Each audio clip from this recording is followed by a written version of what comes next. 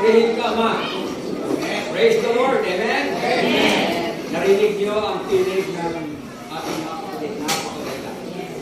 Para bagang yung puso ko ay dinadala pataas. Thank you so much, Brother Rick, sa inyong napakagandang mensahe sa pagitan ng awit. Glory to God.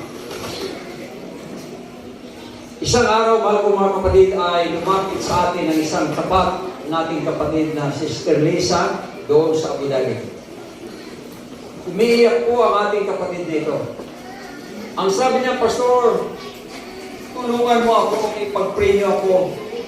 Parang hindi ko na kaya. So ako po, mahal ko mga kapatid, ay nakinig ng mabuti kung ano ang sasabihin niya. Sabi niya, Pastor, tinanggal ako sa trabaho.